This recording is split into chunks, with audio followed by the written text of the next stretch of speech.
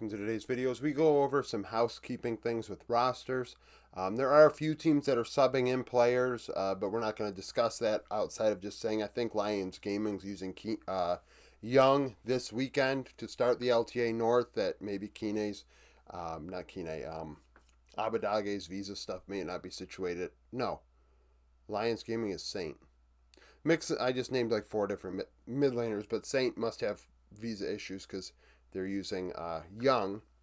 I've seen rumors that Lyra may be playing for a team. All sorts of things are going to be. Lyra might be playing for Dignitas. Just messy situations all around. But this stuff is the official things that have long-term effects. So Fluxo signed Drake Hero. I did see many rumors about that in my comment section after I did the Fluxo video. I honestly, due to LTA South and their lack of, what's the word I'm looking for? It's not like speed per se, but just the contracts were not being officially announced. They just weren't. The GCD was behind. So I utilized, honestly, Twitter and just kind of, hey, somebody's, forming roster rumor related, information. And I kind of went with that because in the end, there was nothing else to go with because the season was about to start. And for some reason, LTA South were dragging their feet. They couldn't get their damn contract signed. I don't know what the problem was with that. But so we thought Sting was the jungler. It's not. It is Drake Hero, as the comment section indicated. Drake Hero played in Academy last season as well in CB Lull. Out of this 34-game sample, 10 were in Academy. So 2.4 KDA, 76 KP, 5.9 CS per minute. So pretty facilitator oriented with a 0.9 damage divided by gold in a meta that was carry heavy last season. So definitely not necessarily going to fit into the meta right now, which seems to still be carry oriented. Negative 4.1 share differential, had a 3.9 vision score per ward placed, down 40 gold at 15 minutes. You'd like that to be better if 1/3 of the games are at an academy level. 3 solo kills, 17 champions in 34 games. That's something, though, that might come to fruition in a fearless setting. He does have a wide champion pool, and it has to be respected. When you go deep into a series, he may have a bag of tricks that's deeper than the player across from him on the Rift. So, missed this before the season started, and honestly, I feel like many others probably don't realize this, but Clearlove is not the coach of EDG anymore. It's Mini. Clearlove left before the season began.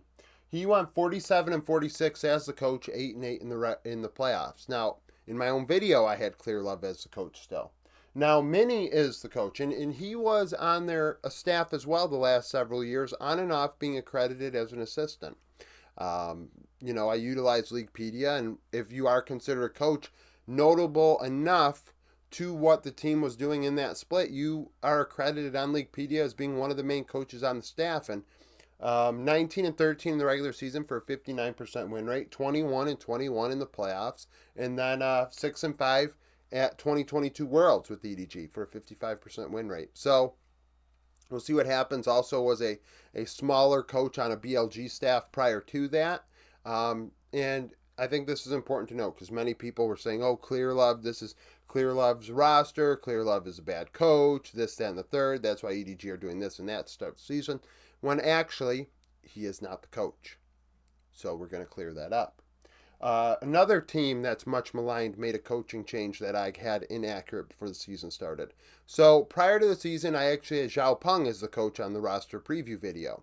He was let go, and they signed Hart and Comet. And I thought Hart was the coach. Now, neither one actually got officially the head coaching title, so I guess they both were a coach, but neither were officially the head coach at the time. So I went with Hart. Well, that was wrong. Comet was the head coach. Now, why am I going over this and including Hart? Well, Comet was let go this past week. He left, as well as the general manager. So Comet, prior to this season, went 118-105 as a head coach in the regular season, being an assistant on T1, A Freak of Freaks, Nong Shim, Sandbox, kicked around a bit. with a 53% win rate in the regular season, 33 and 37 in the playoffs for a 47% win rate, and then went to Worlds once as a coach on the Africa Freaks staff, going 4 and 5 in 2018. Hart, just to recap this again if you missed it before, Hart was the coach of RNG when they won MSI, I believe, in 2018. That is his claim to fame, if you will. So 113 and 103 in the regular season for a 52% win rate, 37 and 31 in the regular season for a 54, and 21 and 9 in international events for a 70% win rate. Nick Hett also signed.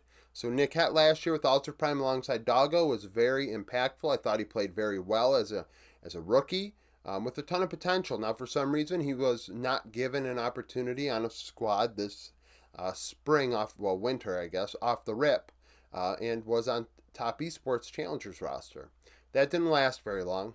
He's been signed to RNG to play alongside Jackie, and I wonder if he was with him prior. I believe that Jackie used to be a top esports AD carry, so there may be some familiarity there, and maybe RNG are better for that. I always thought Lele left a lot to be desired anyways. I think he's 24 years old and really didn't have much success to go with, so pretty budgetary. RNG are not in a great position financially, so this should help, honestly. Don't be surprised if RNG are a better team, outright a better team now. I'm not saying that they're going to win the LPL or even be a playoff team, but I do expect improvement, especially in the bot lane. So Naked had a 2.9 KDA, a 75.3 KP in Ultra Prime last season in summer. Very strong and involved. 0.59 damage divided by gold, very traditional. He is not going to be a guy that's going to deal a ton of damage from the support role. He's going to help his AD carry stay alive, make things happen, and tank damage. Negative 6.7 share differential, 1.75 vision efficiency. You'd like that to be better, but that is only a summer stat. Down 30 gold at 15 minutes, also just a summer stat.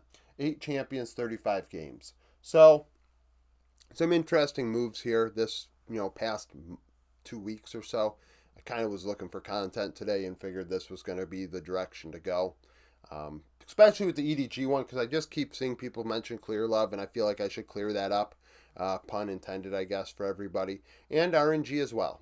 Just clearing the air on what these teams actually have going on so we can better assess and understand the decision making being made. So thank you for watching. If you liked the video, like it, subscribe to the channel for daily League of Legends content. Follow me on Twitter, join the Discord, become a YouTube supporter, and hope to see you again tomorrow.